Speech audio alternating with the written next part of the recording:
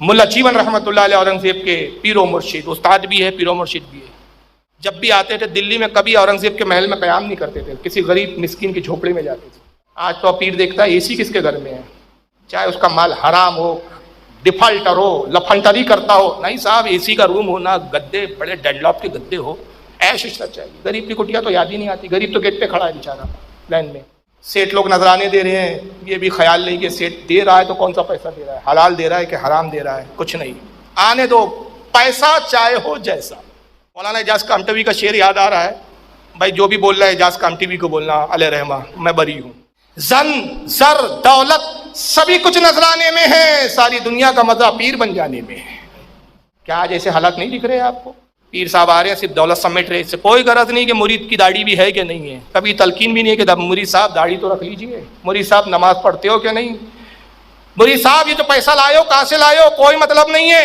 اور پوچھتا ہے آج کا پیر، آپ نے 1 لاکھ روپے کا نذرانے دیا، تو اپنے ماں باپ کی خدمت نہیں کرتا، مجھے 1 لاکھ روپیہ دے رہا، کہاں سے دے رہا ہے تو؟ کڑوا سچ ہے، مجھے معلوم ہے کل کچھ عجیب بھی تبصرے ہوں گے تھوڑے، مجھے کیا فرق پڑتا، میں کوئی پیر تھوڑی ہوں کہ میرے مرید ٹوٹ جائیں گے، نہ میں کسی مسجد کا امام ہوں کہ سب مقتدی کم ہو جائیں گے، نہ مدرسہ چلاتا ہوں کہ چندہ کم ہو جائیں گا، یہاں تو کوئی فرق ہی نہیں پڑتا بھائی، مست کلندر ہے اپن، کوئی سنے تو ٹھیک، نہ سنے تو ٹھیک۔ فاروق اعظم کی نسبت ہے، نام ہے، کڑوی ہی بات نکلیں گی اور سچ کڑوا ہوتا ہے۔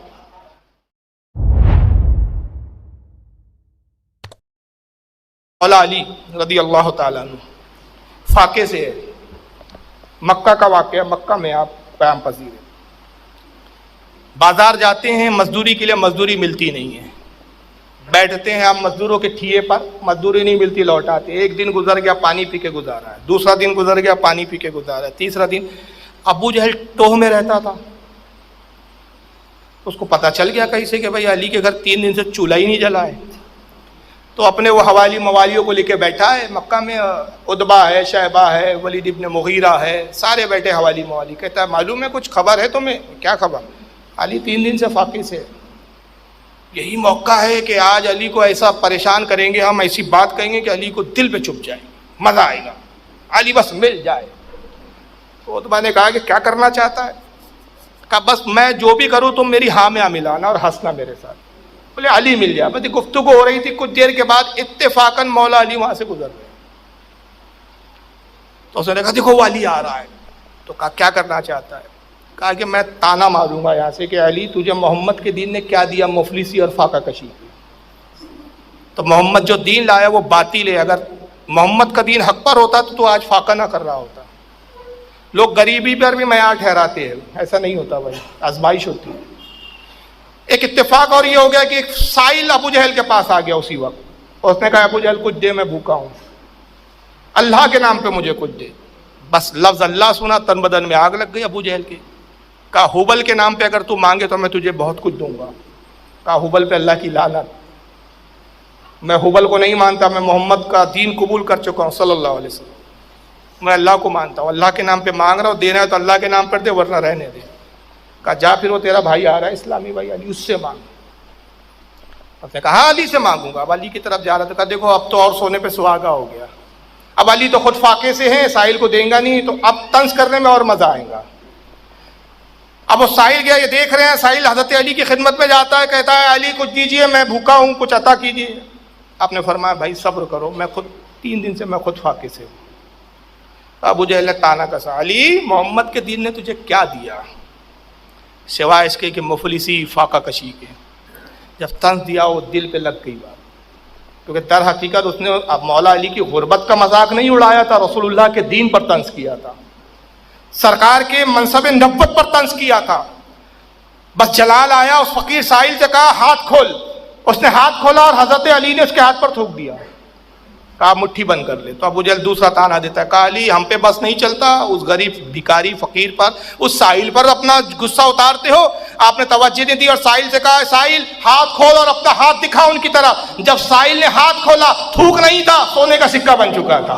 فرمایا ابو جہل تو کیا سمجھتا ہے ہم مجبور ہے؟ خدا کی قسم نبی کے دین نے مجھے وہ منصب اور وہ وقار دیا، میں تھوک دوں تو سونا بنا دوں۔ اللہ کی رضا پہ ہم راضی رہتے ہیں، ہم اللہ کی رضا پہ راضی رہنے والے ہیں۔ تو یہ منصب ہونے کے بعد انہوں نے ان رزقوں کو اپنے لیے درست نہیں سمجھا، فاقے کیے، یہ نہیں کہ تھوکے سونا بنائے، سونا بیچے اور پھر خوب عیش و عشرت کی زندگی گزارے. نہیں صاحب، اللہ کی رضا پہ راضی رہے. لیکن ہم کیا کر رہے ہیں؟ عیش و عشرت کے لیے اس کا لوٹو، اس کا لوٹو، اس کا کھاؤ، اس کا کھاؤ، 2 نمبر حرام سب چل رہا ہے بھائی. اور یہ عوامی کا حال نہیں ہے، پیران عظام کی بھی اللہ ہی مالک ہے بھائی. سیٹ لوگ نذرانے دے رہے ہیں، یہ بھی خیال نہیں کہ سیٹ دے رہا ہے تو کون سا پیسہ دے رہا ہے، حلال دے رہا ہے کہ حرام دے رہا ہے، کچھ نہیں. آنے دو، پیسہ چاہے ہو جیسا. مولانا اعجاز کامٹوی کا شعر یاد آ رہا ہے بھائی. جو بھی بول رہا ہے اعجاز کامٹوی کو بولنا علیہ رحمہ، میں بری ہوں. یہ بہت پہلے بول گئے ہیں. وہ کہتے ہیں زن زر دولت سبھی کچھ نذرانے میں ہے. زن یعنی عورت، زر یعنی مال، دولت تو سمجھتے ہی ہیں آپ. زن زر دولت سبھی کچھ نذرانے میں ہے، ساری دنیا کا مزہ پیر بن جانے میں ہے. مولانا اعجاز کامٹوی نے بولا، میں پھر کہہ دوں میرا شعر. کیا آج ایسے حالات نہیں دکھ رہے آپ کو؟ پیر صاحب آ رہے ہیں صرف دولت سمیٹ رہے، اس سے کوئی غرض نہیں کہ مرید کی داڑھی بھی ہے کہ نہیں ہے. کبھی تلقین بھی نہیں ہے کہ مرید صاحب داڑھی تو رکھ لیجئے، مرید صاحب نماز پڑھتے ہو کہ نہیں، مرید صاحب یہ جو پیسہ لائے ہو کہاں سے لائے ہو، کوئی مطلب نہیں ہے. اور پہلے کے بزرگوں کا عالم کیا تھا؟ اورنگزیب عالمگیر کے پیر و مرشد تھے ملا جیون رحمت اللہ علیہ.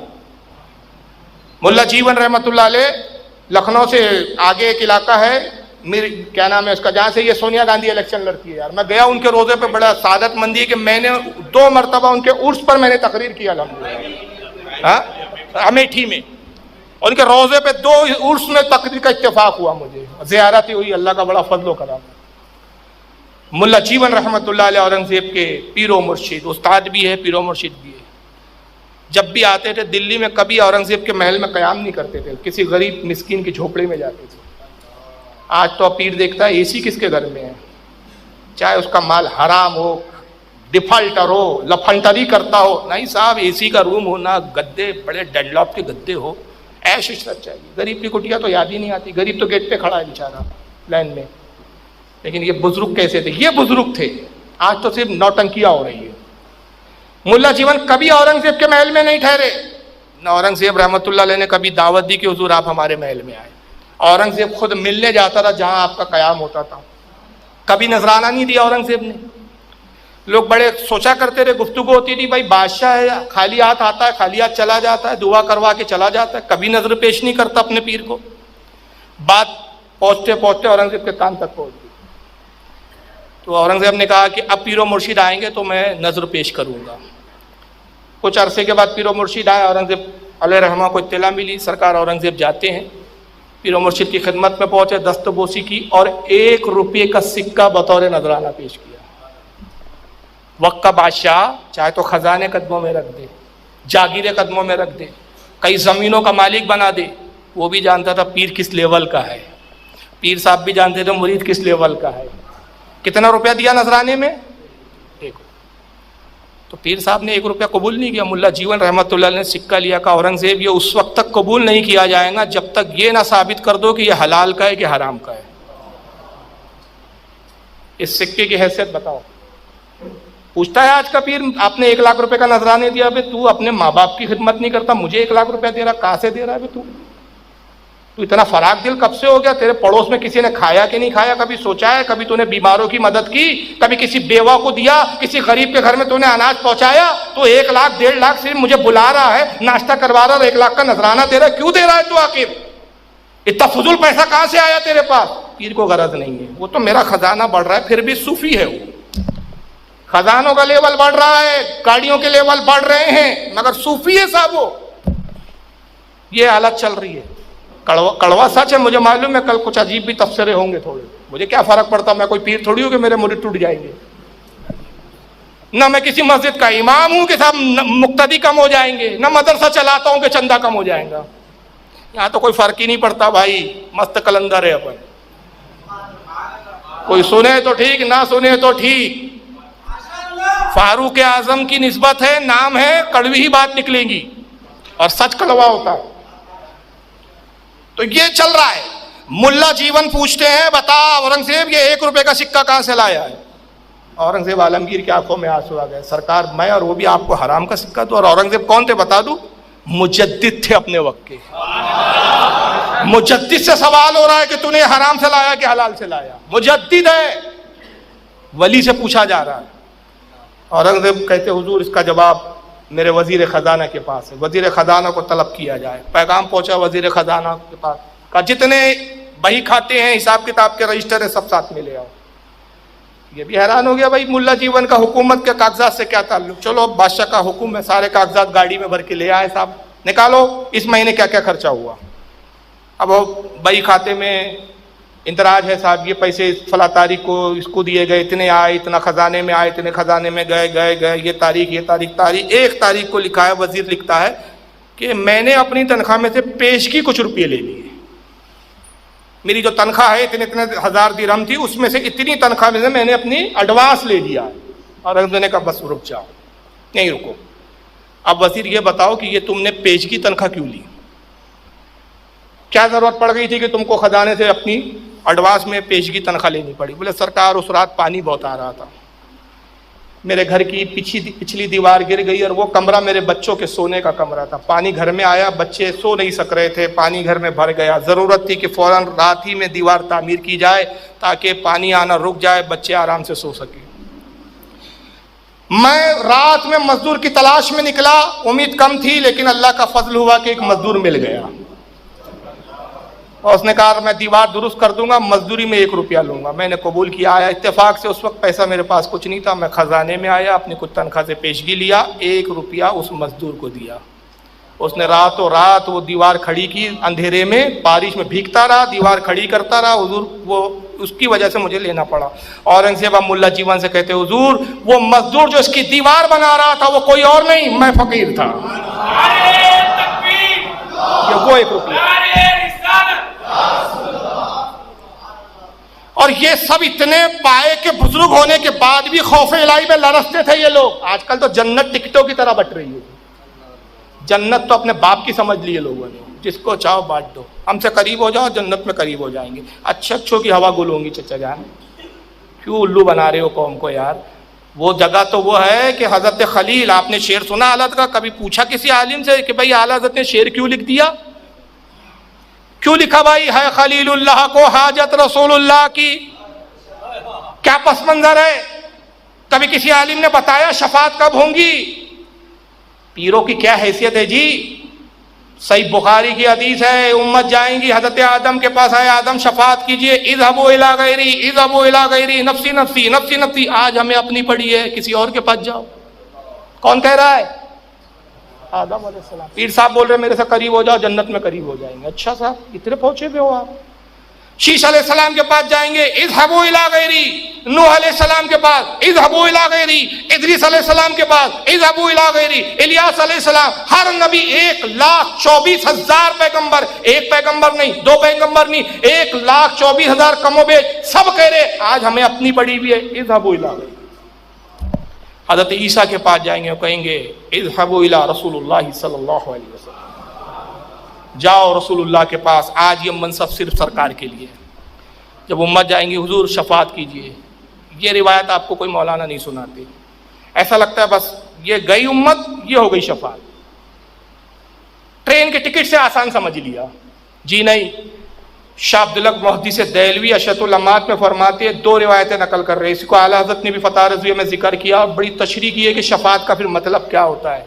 मौजू शफात नहीं है, उसको मैं इतना लंबा नहीं कर रहा हूँ, किसी मौके पे फिर आला हज़रत की तशरीहात पे बात करूँगा, वो मौजू कभी रहा तो। या फिर आप उलमा से जाएँ, पूछे भाई फतह रज़विया में वो कहा, शफात मुस्तफ़ा रिसाला भी उसमें भी जिक्र किया है। 2 रिवायत ये है कि आका सजदे में जाएंगे। शाह अब्दुल फरमाते पहली रिवायत ये है कि पूरी दुनिया के मुद्दत के बराबर आपका है वो सजदा होगा। और जब तक कहाँ होंगे गुनाहगार? जहन्नम में। सरकार सजदे में होंगे, मौला मेरी उम्मत को मेरे हवाले कर दे, मौला मेरी उम्मत को मेरे हवाले कर दे, रब्बि हबली उम्मती, रब्बि हबली उम्मती। और दूसरी रिवायत 50,000 साल तक आप सजदे में होंगे। 50,000 साल तक तो आपको जहन्नम में रहना है। और इतना हौसला है तो एक ही दिन आग में रह के दिखा दो आप दुनिया की। एक दिन में तो जल के राख हो जाओगे, रह भी नहीं पाओगे। फिर हुक्म होगा महबूब सर उठाओ, मांगो दिया जाएगा, कहो कबूल किया जाएगा। سرکار کہتے پھر میں شفاعت کے لیے اذن لوں گا اور پھر اعلان کروں گا. فرشتے اعلان کریں گے لوگوں محمد صلی اللہ علیہ وسلم کو شفاعت کا اذن مل گیا. اسی کو سورہ آیت الکرسی میں اللہ نے فرمایا کہ کون ہے جو اس کی اجازت کے بغیر کسی کی شفاعت کر سکے. تو سب سے پہلے کون آئے گا شفاعت کے لیے معلوم ہے آپ کو؟ ابراہیم علیہ السلام. عرض کریں گے اے ابنی اے میرے بیٹے میں تیرا جد ہوں، سب سے پہلے میری شفاعت کر، سب سے پہلے میری. کون کہہ رہا ہے؟ اعلی حضرت کہتے ہیں وہ جہنم میں گیا جو ان سے مستغنی ہوا ہے خلیل اللہ کو حاجت رسول اللہ. خلیل کو رسول کی حاجت ہے. اب پیر صاحب بولتے ہیں ہم چلا لیں گے اپنی. آپ کا نمبر بہت بعد میں ہے. یہ میں اس کا انکار نہیں کرتا کہ پیر علماء شفاعت نہیں کریں گے، لیکن بھیا کب آپ تو ایسا بتا رہے ہیں داڑھی منڈے پیر مریدوں کو، ڈیفالٹر مریدوں کو کہ بیٹا بس ہم کو 1-1 لاکھ کے نذرانے دیتے رہو ہم جنت پہنچا دیں گے تم کو بیٹا. تو یہ جو بکواسات ہو رہی ہے نا اس کا میں مخالف ہوں، اور اس کے اوپر میں کہہ رہا ہوں کہ زن زر دولت سبھی کچھ نذرانے میں ہے، ساری دنیا کا مزہ پیر بن جانے میں.